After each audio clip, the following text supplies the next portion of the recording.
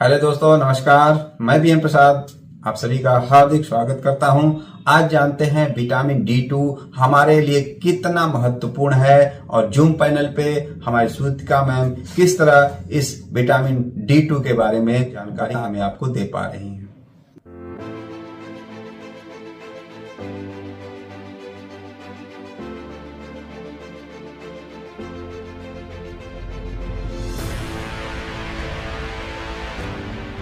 Sunshine vitamin vitamin D का आपसे पूछती हूँ, या आप ऑफिस से या घर से बाहर जाने के बाद जब घर के अंदर आते हो, अगर आपके घर वालों ने दरवाजा नहीं खोला, क्या आप घर के अंदर जा सकते हो?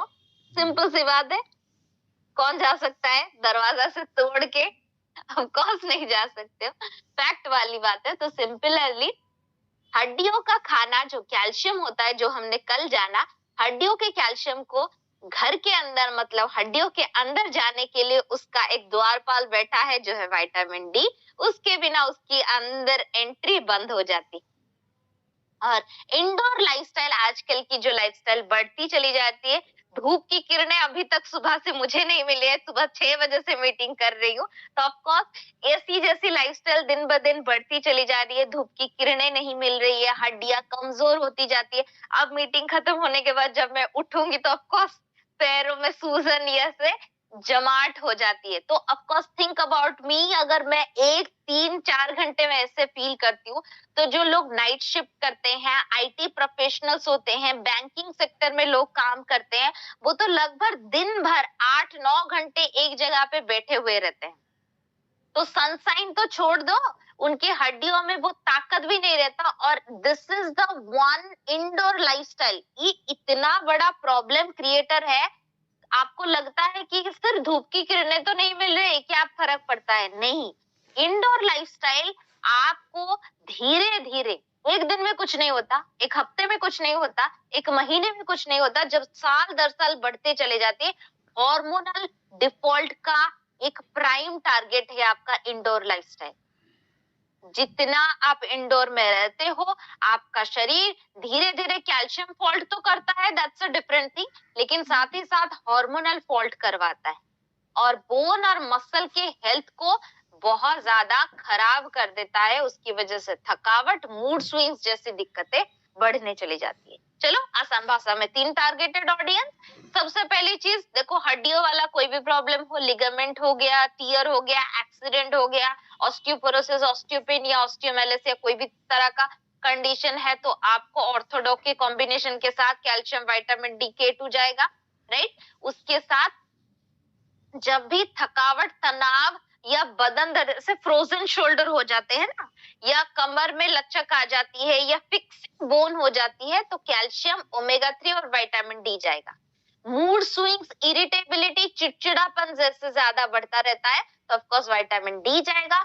महिलाओं को मेनोपॉज के बाद विटामिन डी फॉर श्योर लेना शुरू कर देना चाहिए, क्योंकि महिलाओं के शरीर के अंदर जो इतना ब्लीडिंग का सेक्शन चलता रहता है, अचानक से एक बार बंद हो जाने की वजह से बॉडी में विटामिन डी का कंसंट्रेशन लगभग घटता ही चला जाता है। तो इसीलिए मेनोपॉज के बाद या फिर कोई भी इंसान जो 65 साल क्रॉस कर चुका है, विटामिन डी का सेवन करना शुरू कर दो, वरना सिर्फ कैल्शियम से कोई फायदा नहीं मिलेगा, right. These are the study who was proven whatever the data I have sharing, it's a true and the fact study। और साथ ही साथ जब विटामिन डी की भी बात की जाती है, तभी लीवर ऑर्गन मीट का पिक्चर दिमाग में आता है, क्योंकि बार बार डॉक्टर्स बोलते हैं cod liver is the good source of vitamin D, समंदर की मछलियों की हड्डियां is the good source of vitamin D. Of course they are, क्योंकि उनको आज सच अगर आप खाओ आपके शरीर में अच्छे से अब्जॉर्ब होंगे।